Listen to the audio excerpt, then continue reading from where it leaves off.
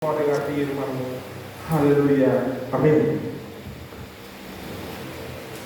Shalom.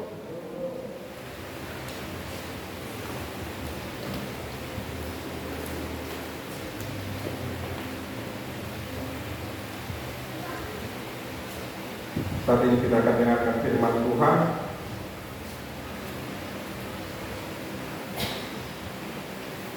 Coba dikatakan ke kiri kanannya, ayo fokus dengan firman Tuhan. Amin. Mari kita buka kitab kita dalam Matius 7 ayat 24 sampai 27.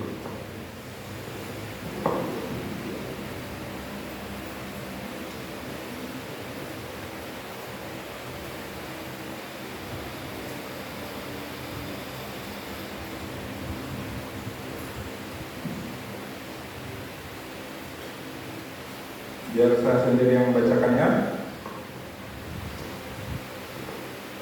Judul berikutnya dua macam dasar. Setiap orang yang mendengar perkataan ini dan melakukannya, ia sama dengan orang yang bijaksana yang mendirikan rumahnya di atas batu. Kemudian turunlah hujan dan datanglah banjir, lalu angin melanda rumah itu, tetapi rumah itu tidak rubuh sebab didirikan di atas batu. Tetapi setiap orang yang mendengar perkataanku ini dan tidak melakukannya, ia sama dengan orang yang bodoh yang mendirikan rumahnya di atas pasir. Kemudian turunlah hujan dan datanglah banjir, lalu angin melanda rumah itu sehingga rubuhlah rumah itu dan hebatlah kerusakannya. Sama-sama kita katakan amin. Judul firman Tuhan saat hari ini saya buat mendengar dan melakukan. Sama-sama kita katakan mendengar dan melakukan. Seringkali kita mendengar perintah orang tua kita.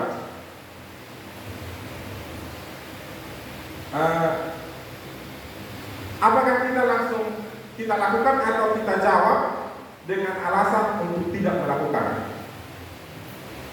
Contoh, Tere, cuci piring itu, apakah langsung dicuci atau dibilang seperti ini?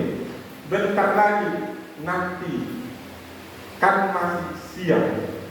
Itu alasan menyatakan bahwa dia tidak melakukan.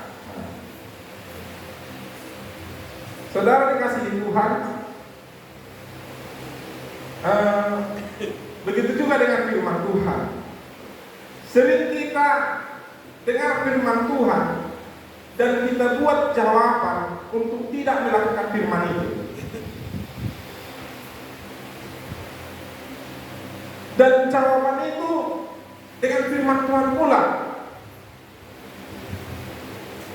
kelihatan rohani, tetapi rohani. Kelihatan bijak, tetapi bodoh. Saudara dikasihi Tuhan, kalau kata mendengar di sini, ini adalah kalimat perintah, bukan kalimat untuk dimengerti, tetapi kalimat itu sudah dimengerti, hanya untuk dilakukan. Itu maksudnya. Maksud kalimat itu seperti ini. Contoh, saya ulangi lagi contoh yang sama.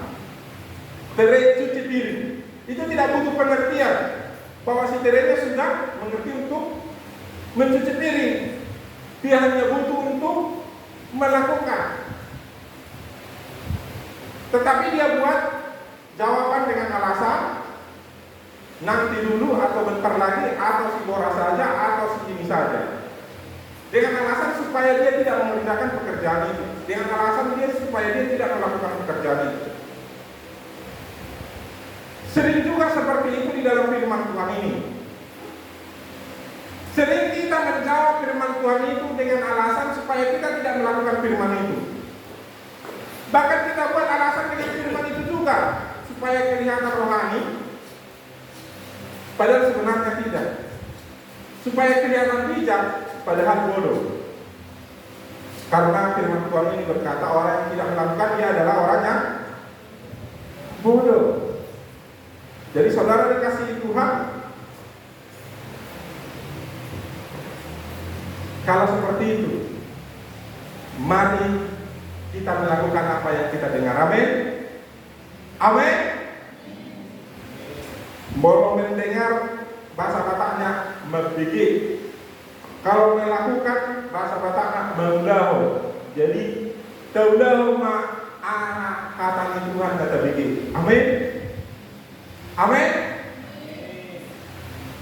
Memang terkadang untuk mengaminkan firman Tuhan ini sangat sulit. Saudara dikasihi Tuhan, karena firman Tuhan katakan yang melakukan baru bijak, bukan yang menjawab. Saudara, maksudnya apa? Di saat kita ketahui firman Tuhan dan kita bisa jawab apa yang dimaksud firman Tuhan, tetapi kita tidak melakukannya, itu sama saja dengan orang yang bodoh. Tetapi di saat firman Tuhan kita dengar dan kita bisa lakukannya, itulah kita menjadi orang yang bijak.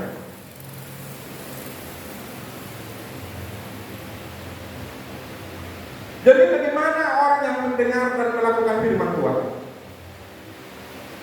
Bagaimana orang yang mendengar dan melakukan firman Tuhan? Yang pertama, rumahnya didirikan di atas batu mama. Karena dalam bahasa Batak dikatakan di batu mama. Saya perhatikan apa maksudnya batu mama ini. Jadi kalau batu mama adalah batu yang lebar, yang tidak bisa diungkit. Jadi kalau batu mama itu lebar batunya, tidak bisa diungkit. Kan adanya batu berpisah-pisah semua, ada yang retak-retak seperti itu. Jadi kalau batu mama ini, kenapa dia disebut batu mama? Karena lebar batu ini, susah untuk diungkit, susah untuk diambil. Artinya orang yang kuat, yang kemauannya harus dituruti. Itu maksudnya. Jadi saudara dikasihi Tuhan, mari kita dirikan rumah kita di atas batu mama. Amin. Amin. Maksudnya apa? Mari kita dirikan seluruh kehidupan kita ini di atas firman Tuhan. Jadi apapun yang dikatakan Tuhan, apapun yang diperintahkan Tuhan, kita tidak usah ngewel, nggak usah banyak kritikan. Bahkan sok rohani pula kita buat jawaban dari firman Tuhan.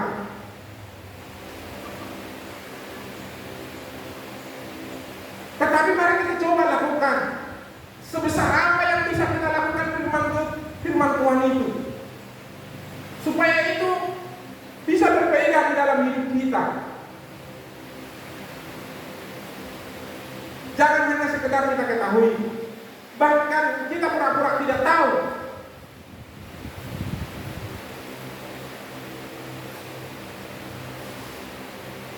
Saudara dikasihi Tuhan,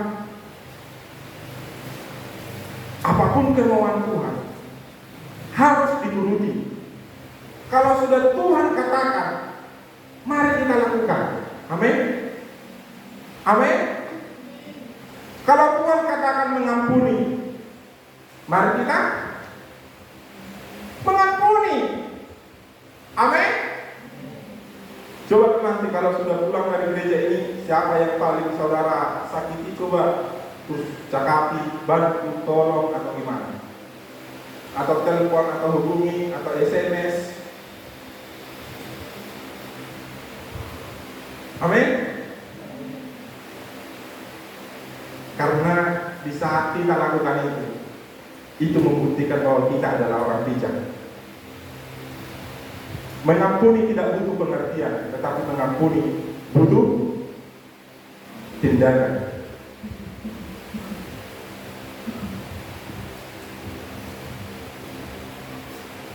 Kalau Tuhan kasih katanya, ya mari kita kasih. Jangan membantah dan buat alasan. Karena inilah, untuk itulah, untuk inilah. Karena firman Tuhan juga katakan seperti ini. Mari coba kita berusaha untuk bisa melakukan yang terbaik apa yang dikatakan firman Tuhan. Jangan coba berusaha untuk membuat alasan terbaik untuk firman Tuhan, tetapi coba berusaha untuk memberikan yang terbaik untuk apa yang dikatakan Tuhan.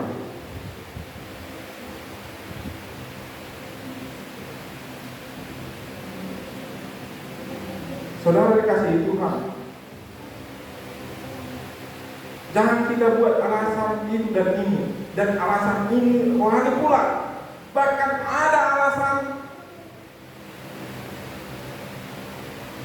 yang seperti ini, saudara. Saya sudah berdoa, Tuhan sudah buat mujizat, saya sudah doa puasa, tetapi Tuhan katakan, aku tidak kenal engkau. Kenapa? Kenapa katakan Tuhan, aku tidak kenal engkau? Itu ayat yang berikut-tiganya. Kenapa? Apakah Tuhan itu tidak maha tahu? Saya tanya dulu. Tetapi kenapa Yesus sendiri katakan, aku tidak kenal engkau? Padahal Tuhan itu maha tahu. Berarti Tuhan kenal loh. Tetapi kenapa dia katakan tidak kenal? Aku tidak kenal engkau. Apa maksudnya?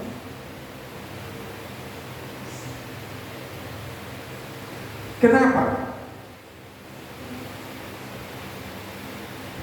Karena kita tidak dinikmati Tuhan.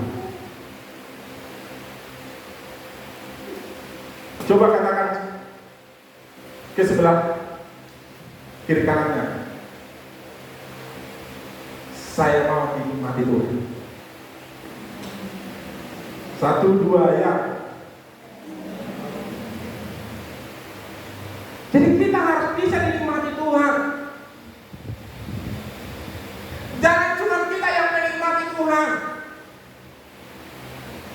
Amin. Kita harus bisa dinikmati Tuhan.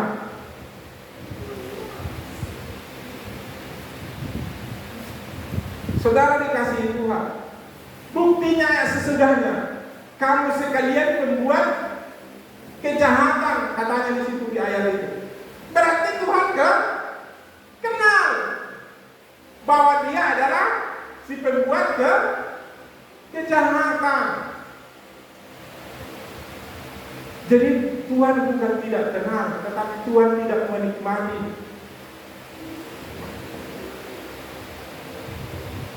Saudara dikasihi Tuhan,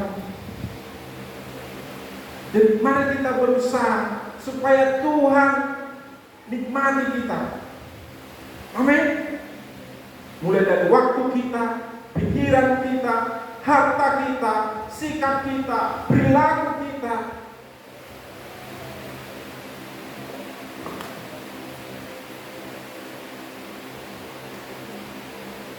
Kata-kata kita.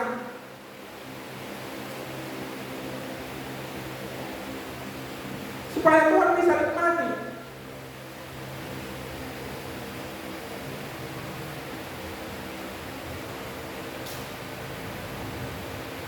Tapi bagaimana cara Tuhan menikmati kita? Kita pun tidak bisa mengampuni, mengasihi.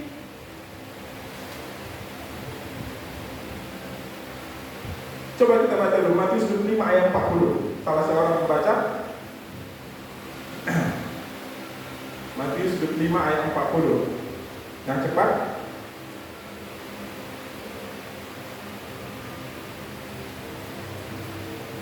Matius 25 ayat 40. Dan mereka akan menjawab mereka, aku berkata kepadamu, sesungguhnya segala sesuatu yang kamu lakukan itu salah. Kalau seorang dari saudara yang paling hina ini, kamu telah melakukannya. Saudara dikasihi Tuhan, di saat kita mengasihi istri kita, di saat kita mengasihi tetangga kita, di saat kita bekerja keras untuk gereja ini, di saat kita melakukan hal-hal yang baik, itu yang kita lakukan untuk Tuhan. Berarti itu membuktikan bahwa Tuhan menikmati kita.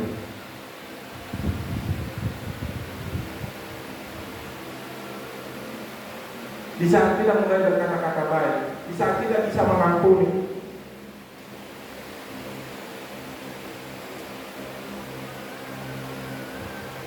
di saat kita tidak pelit, di saat kita melakukan apa yang dikatakan Tuhan, di situ kita untuk memberi untuk Tuhan. Karena itu kata Tuhan, salah seorang dari saudara yang paling hina ini, kamu telah melakukannya untukku. Kamu telah melakukannya untukku. Saudara dikasihi Tuhan, untuk itu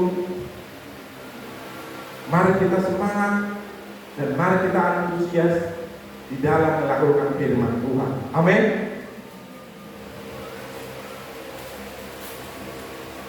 Dan saudara dikasihi Tuhan, mau gelombang apapun itu, tetaplah berdiri di batu mama.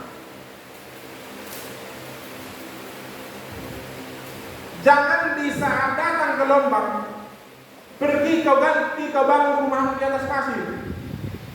Tetaplah kau bangun rumahmu itu di atas batu mama itu.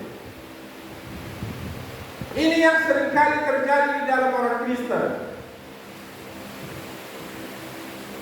Apa tadi kata arti batu mama?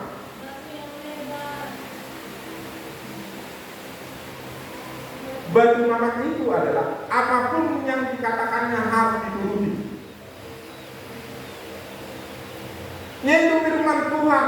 Apapun yang dikatakan firman Tuhan itu harus dituruti. Jangan bergeser dari situ. Tidak boleh dicongkel-congkel, tidak boleh dirubah-rubah. Harus dituruti. Mau banjir apapun yang datang, tetaplah lakukan firman Tuhan. Karena di saat kita melakukan firman Tuhan, katanya, gelombang apapun yang datang, maka rumah itu akan tetap kokoh untuk berdiri. Di saat kita bisa lakukan firman Tuhan, di saat kita bisa berhubungan dengan Tuhan, di saat kita bisa renungkan firman Tuhan itu dalam hidup kita, kematian Yesus terlebih besar dalam hidup kita, maka kita akan tetap kokoh berdiri rumah kita di hadapan Tuhan.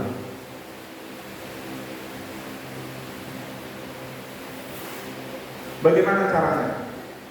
Ingat, yang pertama kita adalah menumpang di bumi ini. Yang kedua kita adalah sekolah di bumi ini. Dan yang ketiga, bukan bumi ini rumah kita. Dan yang paling terpenting, Yesuslah segalanya dalam hidup kita. Kalau itu kita pegang, maka kita akan terus bisa kokoh, akan terus mendirikan rumah kita di batu mama kita.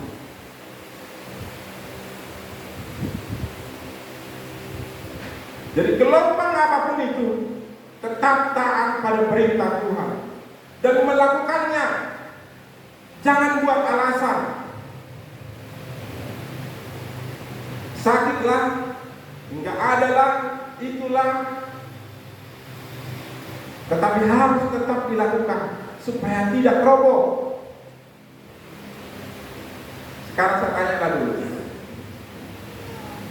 Kalau penyakit kanker lebih awal ketahuan, lebih bagus enggak? Lebih bagus enggak? Baru yang kedua, kalau bohong lebih awal ketahuan, bagus enggak?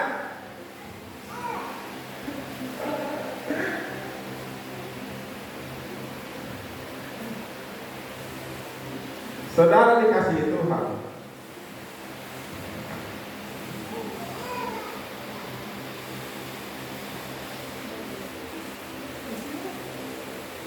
Seserius apapun penyakit kanker, masih lebih serius dosa saudara.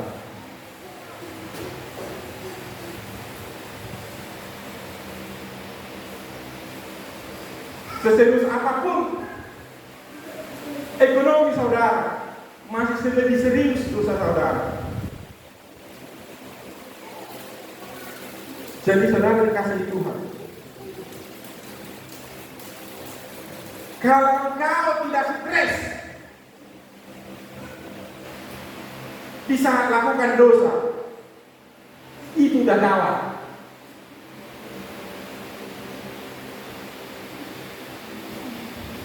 Oke, saya ulangi. Coba didengarkan ini.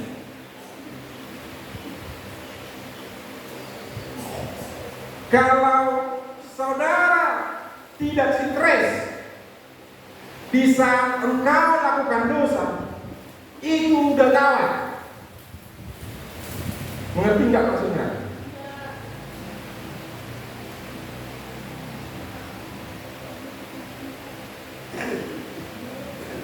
Jadi saudara dikasihi Tuhan, mari coba kita renungkan dalam diri kita. Tapi terkadang di kehidupan sekarang ini banyak seperti ini. Bangga mencurhatkan ke temannya bahwa dia membohong seseorang tidak ketahuan. Bangga, dari saya bohong siapa itu? Seperti dia nggak tahu, bodoh kali dia katanya. Padahal siapa yang bodoh? Saudara dikasih Tuhan, jangan mau jadi orang bodoh. Amin. Kita harus, anak-anak Tuhan harus menjadi orang yang bijak. Orang yang bijak adalah orang yang mau melakukan firman Tuhan. Coba kita lihatlah Stefanus. Dibunuh karena tuduhan yang tidak benar. Dibunuh karena tuduhan yang tidak benar.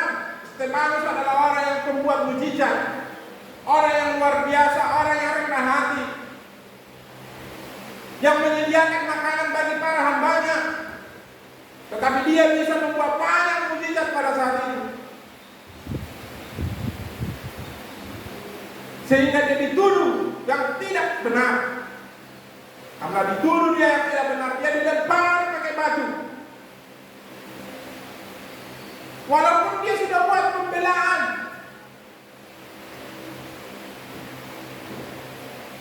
dia buat pembelaan, tetapi mereka tidak terima dengan pembelaan itu. Mereka lempar pakai batu sampai dia mau meninggal. Dan di saat dia mau meninggal, dia katakan, Tuhan, jangan balaskan dosa mereka. Dan setelah itu baru dia meninggal. Saudara dikasihi Tuhan, kalau Stefanus tidak tertuju kepada Tuhan, dia tidak akan pernah bisa mampu lakukan itu. Kalau kita tidak tertuju kepada Tuhan, kalau kita tidak terus di batu mama kita tidak akan pernah mampu untuk mengampuni, untuk mengasihi, untuk memberi, untuk berkorban. Tidak akan pernah mampu. Tetapi karena Tuhan ada di dalam diri kita ini, makanya kita bisa mampu. Amin.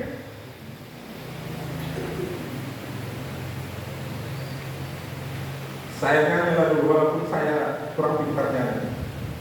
Ada lagu seperti ini. Mataku tertuju padamu, segenap hidupku ku serahkan padamu. Bimbing aku dalam rencanamu, untuk membesarkan kerajaanmu.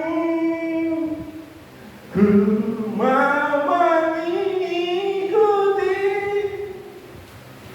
kehendak-Mu ya Bapa. Ku mau selalu menyenangkan hatimu.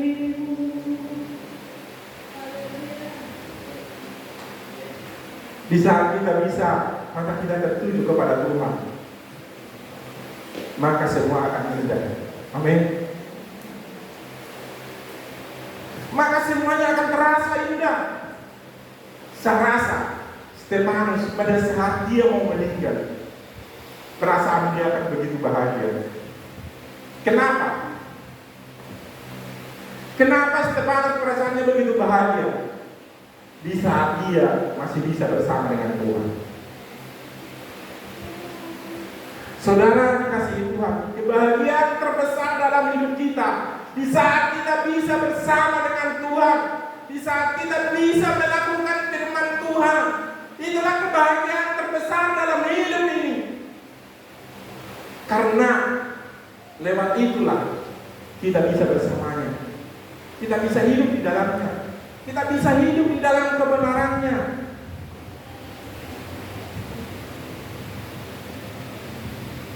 Saudara dikasihi Tuhan, ketaatan kita membuat Tuhan menikmati kita. Amin. Ketaatan kita membuat Tuhan menikmati kita.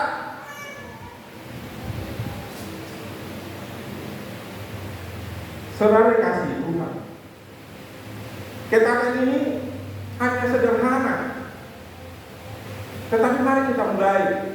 Contoh saya buat, suami lagi duduk di depan, datang istrinya kasih kopi. Apa yang dibilang suaminya? Terkadang orang Batak bilang, itu udah tugasnya. Coba kita katakan, terima kasih istriku, terima kasih siapku, terima kasih sayangku, terima kasih nih. Entah apa yang kita katakan, coba kita banggakan. Itu sudah termasuk juga bahwa kita adalah hidup di dalam Tuhan. Coba istri kita siap masak, walaupun itu mungkin enggak seenak yang di rumah makan, tetapi di saat kita makan, terima kasih begitu enak masakan mami. Saya rasa keluarga itu akan seperti di surga. Amin. Amin. Begitu juga dengan si istri. Di saat bisa menghormati suaminya,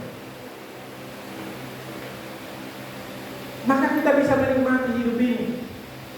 Saudara dikasihi Tuhan, menikmati hidup dengan bahagia. Tidak harus pergi ke Yerusalem. Di rumah kita pun kita bisa terasa surga, bisa terasa di surga, bisa terasa di pantai.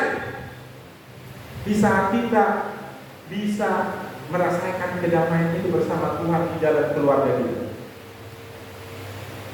Tetapi kalau rumah tangga itu sudah menjadi neraka di rumah, anak-anak pun bosan di rumah, suami pun pingin tak kemana-mana, istri pun jadi pingin berkumpul, rumah tinggal. Kenapa? Karena rumah ini sudah tidak sebagai istana, walaupun bagus. Tetapi di saat sikap kita rubah, kita mulai mau melakukan firman Tuhan. Apa yang kita dengar, kita mulai mau melakukannya. Tidak terlalu banyak buat alasan. Dan kita mulai mau belajar dari diri kita. Saya yakin surga itu akan hadir di dalam keluarga kita, di dalam sekeliling kita. Untuk apa kita tahu banyak firman Tuhan, bahkan kita berdoa terus. Tetapi yang kita doakan egois kita, kemauan kita, keinginan kita. Dan firman Tuhan kita banyak kita masukkan kepada apa yang kita mau, kepada apa yang kita pikirkan. Tidak pernah kita berdoa dan membaca firman bagaimana supaya Tuhan menikmati hidup kita. Mari kita coba doa kita, Tuhan, apa yang bisa kulakukan supaya Tuhan bisa menikmati hidupku, supaya Engkau senang dengan hidupku, supaya aku bisa jadi berkat bagi banyak orang. Saudara dikasihi Tuhan, yakin Di saat kita bisa dinikmati Tuhan, berkat Tuhan itu sangat luar biasa pasti terjadi dalam hidup kita.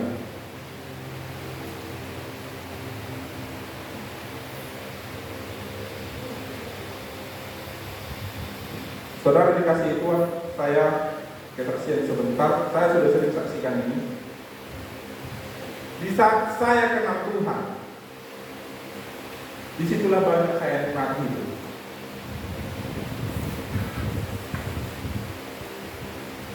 Sebelum saya kenal Tuhan, walaupun banyak duit saya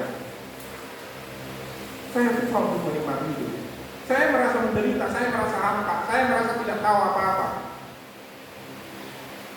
Saya tidak tahu apa yang saya kerjakan. Tetapi di saat saya bisa kenal Tuhan, di situ saya bisa menikmati hidup. Dan Tuhan tunjukkan berbagai banyak hal kepada hidup saya. Itulah kalau kita hidup di dalam Tuhan.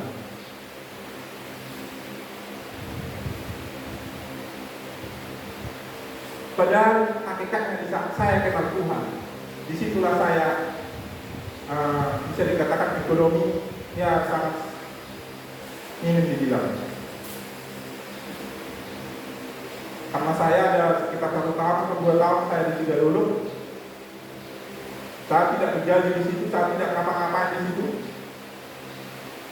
Saya hanya bekerja di organisasi GDKR. Tetapi Tuhan selalu berkati. Tuhan selalu tunjukkan jalan bagaimana supaya saya bisa jadi berkat. Dan di situ saya tahu ternyata Tuhan itu begitu luar biasa. Sekarang bagaimana caranya kita bisa dinikmati Tuhan? Itu yang terpenting. Bagaimana kita bisa lakukan firman Tuhan itu? Jadi jangan jadi orang bodoh. Karena orang bodoh adalah orang yang sudah tahu berkat, tetapi dia tidak mau mengambil berkat itu. Itu namanya bodoh. Dan yang sudah tahu itu bau, tetapi dicium, itu bodoh. Saya praktekkan contoh yang bodoh. Dia tahu di sini ada tai ayam, dipegang.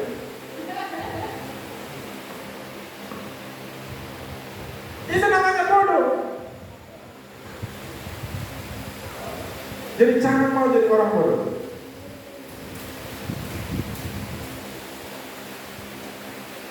Kalau sudah dengar firman, jangan membenci, tapi membenci, itu bodoh. Jangan pelit, tapi pelit, itu bodoh. Jangan suka marah, tapi suka marah-marah, itu bodoh. Mengampuni, tapi tidak mau mengampuni, itu bodoh.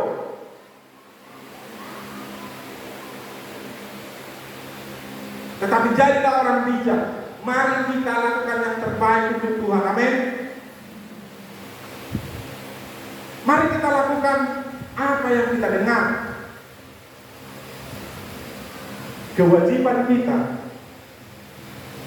adalah melakukan firman Allah, melakukan apa yang diperintahkan Tuhan. Selebihnya ada di tangan Tuhan. Karena itu, mari kita melakukan apa yang kita dengar. Amin. Sampai di sini firman Tuhan. Yang lewat firman Tuhan ini kita dikuatkan dan kita diteguhkan. Mari kita berdoa.